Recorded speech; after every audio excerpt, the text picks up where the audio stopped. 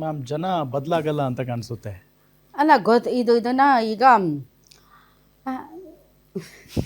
ಏನ್ ಹೇಳೋಣ ನಮ್ಮ ಜನರಿಗೆ ಇಂಥ ದುಡ್ಡು ಕೊಟ್ಟಿಲ್ಲ ಅಂದ್ರೆ ಚುನಾವಣಾ ಸಂದರ್ಭಗಳು ದುಡ್ಡು ಕೊಡುವಂತಹ ಒಂದು ದುಡ್ಡನ್ನ ಗಳಿಸುವಂತಹ ಅಥವಾ ದುಡ್ಡನ್ನ ಹಂಚುವಂತಹ ಪ್ರಕ್ರಿಯೆ ಅನ್ನೋ ಲೆವೆಲ್ಗೆ ಚುನಾವಣಾ ಪ್ರಕ್ರಿಯೆಗಳು ಬಂದು ನಿಂತಿದೆ. ಹೌದು, ದುಡ್ಡು ಕೊಟ್ಟಿಲ್ಲ ಅಂತ ಇಷ್ಟು ಅಧಿಕಾರಯುತವಾಗಿ ಕೇಳ್ತಾ ಇರೋದು ನೋಡಿದ್ರೆ ನನಗೆ ಭಯ ಆಗ್ತಾ ಇದೆ. ದುಡ್ಡು ಕೊಟ್ಟಿಲ್ಲ ಅಂತ ಅಧಿಕಾರ, ಈಗ ಚುನಾವಣಾ ಆಯೋಗ ಅದ್ರ ಬಗ್ಗೆ ಈಗಾಗಲೇ ಗಮನ ಹರಿಸಿರುತ್ತೆ ಮತ್ತು ಅದರ ವಿಚಾರದಲ್ಲಿ ಏನೇನ್ ಕ್ರಮ ಕೈಗೊಳ್ಳಬೇಕೋ ಕೈಗೊಳ್ಳುತ್ತೆ. ಬಟ್ ಜನ ಇಷ್ಟು ಓಪನ್ ಆಗಿ ಹಣ ಕೊಡಲ್ವಾ ಅಂತ ಕೇಳ್ತಾ ಇರೋದನ್ನ ನೋಡಿದ್ರೆ ನನಗೆ ಭಯ ಆಗ್ತಾ ಇದೆ. ಬಿಕಾಸ್ ಇದು ಸಹಜ ಪ್ರಕ್ರಿಯೆ ಎನ್ನುವಂತೆ ಅವ್ರು ಮಾತಾಡ್ತಾ ಇದ್ದಾರಲ್ಲ, ಆ ಲೆವೆಲ್ಗೆ ಅವ್ರು ಬಂದಿದಾರಾ ಅಥವಾ ಆ ಲೆವೆಲ್ಗೆ ಚುನಾವಣೆಗಳನ್ನ ರಾಜಕಾರಣಿಗಳು ತಂದಿಟ್ಟಿದ್ದಾರಾ ಅಂತ. ಚುನಾವಣೆಗಳನ್ನ ಈ ಲೆವೆಲ್ಗೆ ರಾಜಕಾರಣಿಗಳು ತಂದಿಟ್ಟಿದ್ದಾರಾ ಅಥವಾ ನಾವು ಜನನೇ ಹಂಗಾಗ್ಬಿಟ್ಟಿದೀವ ಅಂತ. ಇಷ್ಟು ಓಪನ್ ಆಗಿ ಅಧಿಕಾರಯುತವಾಗಿ ನೀವು ಹಣ ಕೊಟ್ಟಿಲ್ಲ ಅನ್ನೋದು ಸಹಜ ಪ್ರಕ್ರಿಯೆ ಎನ್ನುವಂತೆ ಮಾತಾಡ್ತಾ ಇದ್ದಾರಲ್ಲ. ಐ ಡೋಂಟ್ ನೋ ಇದ್ರ ಬಗ್ಗೆ ನಾವು ಜಾಸ್ತಿ ಕಮೆಂಟ್ ಮಾಡಬಾರ್ದಾ ಅಂತ, ಯಾಕಂದ್ರೆ ಸ್ಟಿಲ್ ಕೋಡ್ ಆಫ್ ಕಂಡಕ್ಟ್ ಇರೋದ್ರಿಂದ I don't know. But reality is reality. ಇವತ್ತು ಈ ಸಂಗತಿ ನಡೆದಿದೆ. ಈ ಸುದ್ದಿನ ನಾವು ಬೆಳಗ್ಗೆಯಿಂದಲೂ ಕೂಡ ತೋರಿಸ್ತಾ ಇದ್ದೀವಿ, ಯಾವ ರೀತಿ ಚುನಾವಣೆಗಳು ಮತ್ತು ನಮ್ಮ ವ್ಯವಸ್ಥೆ ಬಂದು ನಿಂತಿದೆ ಅಂತ. ಇಷ್ಟು ನಮ್ಮ ಚುನಾವಣಾ ಆಯೋಗಗಳು ಪರ್ಫೆಕ್ಟ್ ಆಗಿದ್ದು ಇಷ್ಟು ಸಮರ್ಥವಾಗಿ ಕಾರ್ಯನಿರ್ವಹಿಸ್ತಾ ಇದ್ರು ಕೂಡ ಅಲ್ಲಲ್ಲಿ ಹಣ ಹಂಚುವಂತಹ ಪ್ರಕ್ರಿಯೆಗಳು ನಡೆದಿದೆ ಅನ್ನೋದಾದರೆ ನಮ್ಮ ಜನ ಕೂಡ ಹಣ ತಗೊಂಡು ಓಟ್ ಹಾಕೋ ಲೆವೆಲ್ ಬಂದ್ಬಿಟ್ಟಿದ್ದಾರೆ ಅಂತಂದ್ರೆ, ಸೊ ಈ ಒಂದು ವ್ಯವಸ್ಥೆಯ ಸುಧಾರಣೆಯ ನಿಟ್ಟಿನಲ್ಲಿ ಚುನಾವಣಾ ಆಯೋಗಗಳು ಕೂಡ ಕೆಲಸ ಮಾಡ್ಬೇಕಾಗುತ್ತೆ. ಯಾವ ರೀತಿ ಚುನಾವಣೆಗಳನ್ನ ಸುಧಾರಣೆ ಮಾಡಬೇಕು ಅಂತ, ಈ ಸುಧಾರಣಾ ಕ್ರಮಗಳನ್ನ ಯಾವ ರೀತಿ ತರಬೇಕು, ಈ ಹಣದ ಆಟ, ಅಧಿಕಾರ ಮತ್ತು ಇನ್ನುಳಿದಂತಹ ತೋಳ್ಬಲದ ಆಟ ಚುನಾವಣಾ ಸಂದರ್ಭದಲ್ಲಿ ಯಾವ ರೀತಿ ಅವುಗಳನ್ನು ತಡಿಬೇಕು ಅನ್ನೋದ್ರ ಬಗ್ಗೆ ಚುನಾವಣಾ ಆಯೋಗ ಕೂಡ ಯೋಚನೆ ಮಾಡಬೇಕು ಅಂತ ಅನ್ಸುತ್ತೆ. ಯಾಕೆಂದ್ರೆ ಅವ್ರು ಕೊಟ್ಟಿದ್ದಾರೆ, ಇವ್ರು ಕೊಟ್ಟಿಲ್ಲ, ಎಲ್ಲರ ಹತ್ರ ಇಸ್ಕೊಂಡು ಯಾರಿಗ ಹಾಕ್ತಿರ್ ನೀವು? ಹಂಗಾದ್ರೆ ಒಬ್ರಿಗೆ ಹಾಕ್ಬೇಕಲ್ಲ, ಅಲ್ಲೇನು ಎರಡೆರಡು ಬಟನ್ ಇರ್ತಾವೇನು? ಇಬ್ರಿಗೂ ಆ ಕಡೆನೂ ಇಸ್ಕೊಂಡ್ವಿ, ಈ ಕಡೆನೇ ಇಸ್ಕೊಂಡ್ವಿ, ಈ ಕಡೆನೂ ಓಟ್ ಹಾಕ್ಬೇಕು, ಆ ಕಡೆನೂ ಓಟ್ ಹಾಕ್ಬೇಕು ಅಂತಂದ್ರೆ ಬಟ್ ವೆರಿ ಸ್ಯಾಡ್. ಅದೇನು ಇವಾಗಿಂದು ವಿಡಿಯೋನೋ ಅಥವಾ ಹಳೆ ವಿಡಿಯೋನೋ ಅಥವಾ ಏನ್ ವಿಡಿಯೋನೋ, ಬಟ್ ಡೆಫಿನೆಟ್ಲಿ ಇವತ್ತಿಂದೇ ವಿಡಿಯೋ ಅಂತ ಹೇಳ್ತಾ ಇದ್ದಾರೆ. ಜನ ಹೆಂಗು ಮುಗ್ಗಿ ಬಿದ್ದಿದ್ದಾರೆ ನೋಡಿ. ತುಂಬಾ ದಪ್ಪ ಇದ್ದೀರಾ, ಅದರಲ್ಲೂ ಯಾವುದೇ ಸೈಡ್ ಎಫೆಕ್ಟ್ ಇಂದ ಸಣ್ಣ ಆಗ್ಬೇಕಾ? ಎಷ್ಟೋ ಜನ ಹೇಳ್ತಾ ಇದ್ರಿ, ಸರ್ ನಾನು ಜಿಮ್ಗೆ ಹೋಗ್ತಾ ಇದ್ದೀನಿ ಆದ್ರೂ ಸಣ್ಣ ಆಗ್ತಾ ಇಲ್ಲ ಸರ್, ವರ್ಕೌಟ್ ಮಾಡ್ತಾ ಇದ್ದೀನಿ ಆದ್ರೂ ಸಣ್ಣ ಆಗ್ತಾ ಇಲ್ಲ ಅಂತ ಹೇಳ್ತಾ ಇದ್ರಲ್ಲ. 100% ಯಾವ ಜಿಮ್ಗೂ ಹೋಗ್ದಂಗೆ ವರ್ಕೌಟು ಮಾಡ್ದಂಗೆ ನೀವು ಸಣ್ಣ ಆಗ್ಬೋದು. ಪ್ರತಿದಿನ ಬೆಳಿಗ್ಗೆ ಸಂಜೆ 2 ಟೈಮ್ ನಮ್ಮ ಜೀನಿ ಸ್ಲಿಮ್ ನ ಯೂಸ್ ಮಾಡಿ ಯಾವುದೇ ಸೈಡ್ ಎಫೆಕ್ಟ್ ಇಲ್ದಂಗೆ ನೀವು ಸಣ್ಣ ಆಗ್ತೀರಾ. ಯಾಕೆಂದ್ರೆ ಜೀನಿ ಸ್ಲಿಮ್ ಒಂದು ಉತ್ತಮ ಆಹಾರ. ಅಂಡ್ ಇವರು ಕೂಡ ಮೇಡಮ್ ಅವರು ತುಂಬಾ ಅಧಿಕಾರಯುತವಾಗಿ ಹಣವನ್ನ ಕೇಳ್ತಾ ಇದ್ದಾರೆ. SDPI ಮತ್ತು ಕೈ ಕಾರ್ಯಕರ್ತರ ನಡುವೆ ವಾಗ್ವಾದ ನಡೆದಿದೆ, ಅಲ್ಲಿ ಫೈಟ್ ಇದೆ. SDPI ಮತ್ತು ಕಾಂಗ್ರೆಸ್ ನಡುವೆ ಫೈಟ್ ಇದೆ. ಸೊ SDPI ಎಷ್ಟರ ಮಟ್ಟಿಗೆ ಮತ ಗಳಿಸುತ್ತೆ ಅನ್ನೋದ್ರ ಮೇಲೆ ಕಾಂಗ್ರೆಸ್ನ ಅಭ್ಯರ್ಥಿಯ ಭವಿಷ್ಯ ಕೂಡ ನಿರ್ಧಾರವಾಗಲಿದೆ. ಈ ನಿಟ್ಟಿನಲ್ಲಿ SDPI ಆಲ್ಸೋ ಕೀ ಪ್ಲೇಯರ್ ಈ ಒಂದು ಚುನಾವಣೆಯಲ್ಲಿ, ಎಸ್ಪೆಷಲಿ ದಾವಣಗೆರೆ ದಕ್ಷಿಣದಲ್ಲಿ. ಯಾಕಂದ್ರೆ ದಾವಣಗೆರೆ ದಕ್ಷಿಣದಲ್ಲಿ ಅಲ್ಪಸಂಖ್ಯಾತರ ಮತಗಳು ಜಾಸ್ತಿ ಇರೋದ್ರಿಂದ ಸೊ ಅಲ್ಲಿ ಅಲ್ಪಸಂಖ್ಯಾತರನ್ನ ಅಟ್ರಾಕ್ಟ್ ಮಾಡೋದಕ್ಕೆ ಬಹಳಷ್ಟು ಕಸರತ್ತುಗಳು ಕೂಡ ನಡೆದಿವೆ.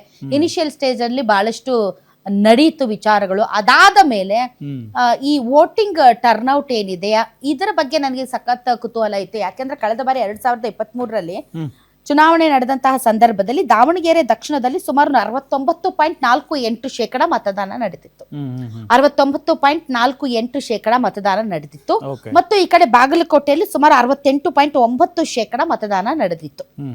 ಸೊ ಬೈ ಎಲೆಕ್ಷನ್ ನಲ್ಲಿ ಜಾಸ್ತಿ ಜನ ಬರ್ತಾರೆ ಅನ್ನುವಂತಹ ಒಂದು, ಯಾಕೆಂದ್ರೆ ಪ್ರತಿಯೊಬ್ಬ ಮತದಾರರನ್ನು ಕೂಡ ರೀಚ್ ಮಾಡಿರ್ತಾರಲ್ಲ ಇವರು. ಸೊ ಅದು ಬೈ ಎಲೆಕ್ಷನ್ ಪ್ರತಿಷ್ಠೆಯ ಕಣ ಬೇರೆ ಆಗಿರುತ್ತೆ ಆಡಳಿತ ಪಕ್ಷಕ್ಕೆ ಮತ್ತು ವಿರೋಧ ಪಕ್ಷಕ್ಕೆ. ಅದರಲ್ಲೂ ಕೂಡ ಒಂದು ಪಕ್ಷ ಅಧಿಕಾರಕ್ಕೆ ಬಂದು 2.5 ವರ್ಷಗಳಾದ ಮೇಲೆ ಅಥವಾ 3 ವರ್ಷಗಳಾದ ಮೇಲೆ ತುಂಬಾ ಇಂಪಾರ್ಟೆಂಟ್ ಅಂತ ಅನ್ಸುತ್ತೆ. ಯಾಕೆಂದ್ರೆ ಆಡಳಿತದಲ್ಲಿರುವಂತಹ ಪಕ್ಷದ ಇಮೇಜ್ ಮತ್ತು ಆ ಒಂದು ಆಡಳಿತದ ಕಾರ್ಯಕ್ಷಮತೆ ನೋಡಿ ಜನ ವೋಟ್ ಹಾಕ್ತಾರೆ ಅನ್ನೋದು ಒಂದು ಇರುತ್ತೆ. ಹೀಗಾಗಿ ಈ ಬೈ ಎಲೆಕ್ಷನ್ ಗಳಲ್ಲಿ ವೋಟಿಂಗ್ ಪರ್ಸೆಂಟೇಜ್ ಜಾಸ್ತಿ ಆಗ್ಬಹುದು ಅನ್ನುವಂತ ಒಂದು ನಿರೀಕ್ಷೆ ಇರುತ್ತೆ.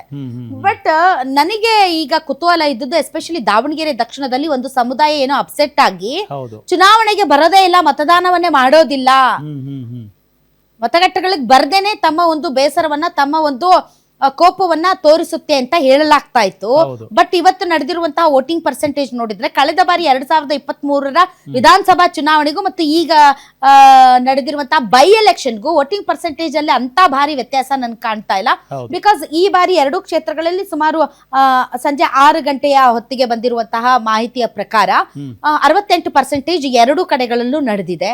ಸೊ ಕಳೆದ ಬಾರಿಗೆ ಹೋಲಿಸಿದ್ರೆ ಹಂಗೆ ಇದೆ, ಒಂದು ಶೇಕಡ 1 ಅಥವಾ ಶೇಕಡ 0.60 ಈ ತರದಲ್ಲಿ ಒಂದು ವ್ಯತ್ಯಾಸ ಇದೆ. ಸೊ ಇದು ತುಂಬಾ ಇಮ್ಮೆನ್ಸ್ ಬದಲಾವಣೆ ಅಂತ ಹೇಳಕ್ಕಾಗಲ್ಲ. ಲೇಟೆಸ್ಟ್ ಆಗಿ ಚುನಾವಣಾ ಆಯೋಗ ಏನಾದ್ರೂ ಕಂಪ್ಲೀಟ್ ಆದಂತಹ ಒಂದು ಅಂಕಿ ಅಂಶಗಳನ್ನ ಕೊಟ್ಟಿದ್ಯಾ ಅನ್ನೋದ್ರ ಬಗ್ಗೆ ನನಗಿನ್ನೂ ಮಾಹಿತಿ ಇಲ್ಲ. ಬಟ್ 6 ಗಂಟೆಯವರೆಗೆ ನಮಗೆ ಬಂದಿರುವಂತಹ ಮಾಹಿತಿಯ ಪ್ರಕಾರ ಶೇಕಡ 68% 2 ಕ್ಷೇತ್ರಗಳಲ್ಲಿ ಮತದಾನ ನಡೆದಿದೆ.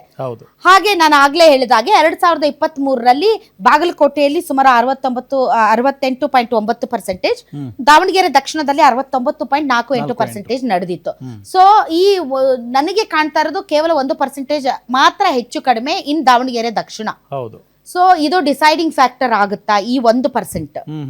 ಅಂಡ್ ತುಂಬಾ ಕಡಿಮೆ ಇರಬಹುದು. ಸೊ ಏನು ಇಲ್ಲ, ಒಂದು ಸಮುದಾಯ ನಾವು ಮತಗಟ್ಟೆಗೆ ಬರಲ್ಲ ಅಂತ ಹೇಳ್ತಾ ಇದ್ರು, ಆ ಒಂದು ಕಂಪ್ಲೀಟ್ ಲಕ್ಷಣ ಅಂತೂ ಇಲ್ಲಿ ಕಾಣ್ತಾ ಇಲ್ಲ. ವೋಟಿಂಗ್ ಪರ್ಸೆಂಟೇಜ್ ಅನ್ನ ಇಟ್ಕೊಂಡ್ರೆ ಭಾರಿ ತಲ್ಲಣಗಳಾಗಬೇಕಾಗಿತ್ತು. ನಾನು ಅನ್ಕೊಂಡೆ ಒಂದು ಏನಿಲ್ಲ ಅಂದ್ರೆ ಒಂದು 5-6% ಆರ್ ಒಂದು 10% ಹೆಚ್ಚು ಕಡಿಮೆ ಆಗ್ಬೋದು ಕಳೆದ ಬಾರಿಗೆ ಹೋಲಿಸಿದ್ರೆ ಅಂತ. 2023 ಚುನಾವಣೆಗೆ ಹೋಲಿಸಿದ್ರೆ ಈ ಬೈ ಎಲೆಕ್ಷನ್ ಅಲ್ಲಿ ಏನು ಒಂದು ಸಮುದಾಯ ಇಲ್ಲ, ನಾವು ಓಟೇ ಹಾಕಲ್ಲ ಅಂತ ಹೇಳ್ತಾ ಇತ್ತಲ್ಲ, ಹಂಗಾಗಿ ಈ ಬಾರಿ ಏನಾದ್ರೂ ಫ್ಲಕ್ಚುಯೇಷನ್ ಸುಮಾರು ಒಂದು 5-10% ಇರುತ್ತಾ ಅಂತ ಅನ್ಕೊಂಡಿದ್ದೆ. ಬಟ್ ಅಂತ ದೊಡ್ಡ ಬದಲಾವಣೆ ಏನು ಕಾಣ್ತಾ ಇಲ್ಲ. ಸೊ ಇದು ಯಾರ ಫೇವರ್ ವರ್ಕ್ ಆಗುತ್ತೆ ಏನು ಅನ್ನೋದ್ರ ಬಗ್ಗೆ ನಾವು ಇವಾಗ ಎಷ್ಟು ಮಟ್ಟಿಗೆ ವಿಶ್ಲೇಷಣೆ ಮಾಡಬಹುದೋ ಮಾಡಬಾರ್ದೋ ನನಗೆ ಗೊತ್ತಿಲ್ಲ. ಬಟ್ ಡೆಫಿನೆಟ್ಲಿ ಇನ್ನೊಂದು ಚರ್ಚೆನು ಶುರುವಾಗಿದೆ, ನಾಯಕತ್ವ ಬದಲಾವಣೆ ಆಗ್ಬಿಡುತ್ತೆ ಅಂತ. ಎನಿ ಮೇಜರ್ ಇವೆಂಟ್ಸ್ ಲೈಕ್ ಅಧಿವೇಶನ ಅಥವಾ ಈ ತರದ ಬೈ ಎಲೆಕ್ಷನ್ ಇಂಥ ಸಂದರ್ಭದಲ್ಲೆಲ್ಲ ಕೂಡ ಔಟ್ ಆಫ್ ದಿ ಬಾಕ್ಸ್ ಒಂದು ವಿಚಾರ ಮುನ್ನೆಲೆಗೆ ಬರುತ್ತೆ, ನಾಯಕತ್ವ ಬದಲಾವಣೆ ಆಗ್ಬಿಡುತ್ತಾ ಅಂತ. ಸೊ ಅದಕ್ಕಷ್ಟೇ ಸೀಮಿತ ಅಲ್ಲ, ಯಾವುದೇ ಹಬ್ಬಗಳು ಬರ್ಲಿ, ಸಂಕ್ರಾಂತಿ ಬರ್ಲಿ, ಸಂಕ್ರಾಂತಿ ಆದ್ಮೇಲೆ ನಾಯಕತ್ವ ಬದಲಾವಣೆ, ಯುಗಾದಿ ಬರ್ಲಿ, ಯುಗಾದಿ ಆದ್ಮೇಲೆ ನಾಯಕತ್ವ ಬದಲಾವಣೆ, ನ್ಯೂ ಇಯರ್ ಬಂದ ಮೇಲೆ ನಾಯಕತ್ವ ಬದಲಾವಣೆ. ಸೊ ಹಬ್ಬಗಳು ಬರಂಗಿಲ್ಲ, ಮತ್ತೆ ಮೇಜರ್ ಇವೆಂಟ್ಸ್ ಬರಂಗಿಲ್ಲ. ಆವಾಗ ಔಟ್ ಆಫ್ ದಿ ಬಾಕ್ಸ್ ಬರುವಂತಹ ಒಂದು ದೊಡ್ಡ ವಿಚಾರ ಏನು ಅಂತಂದ್ರೆ ನಾಯಕತ್ವ ಬದಲಾವಣೆ.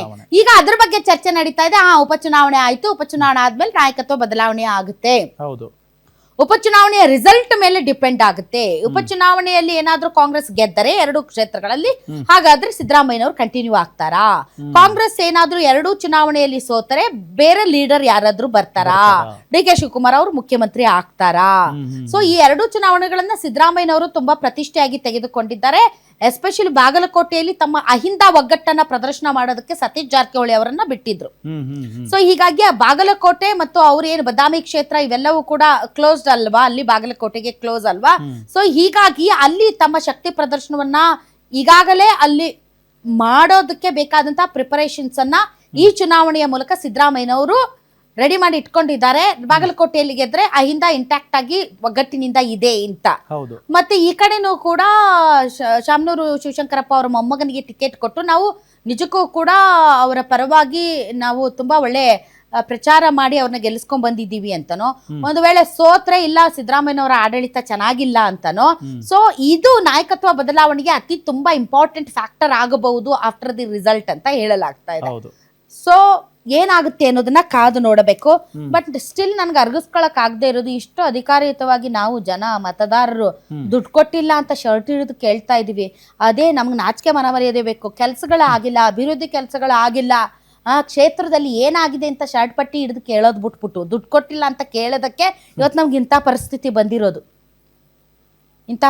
ಬಂದಿರೋದು. ನಮ್ಮನ್ನ ನಿಜಕ್ಕೂ ಕೂಡ ಈ ರಾಜಕಾರಣಿಗಳು ನಮ್ಮನ್ನ ಯಾಕೆ ಸೀರಿಯಸ್ ಆಗಿ ತಗೊಳ್ಳೋದಿಲ್ಲ, ಯಾಕೆ ನಮ್ಮ ಧ್ವನಿಗಳಿಗೆ ಒಂದು ಬೆಲೆ ಇರೋದಿಲ್ಲ ಅಂದ್ರೆ ಬಿಕಾಸ್ ಇಂಥ ವಿಚಾರಗಳಿಂದಾಗಿ.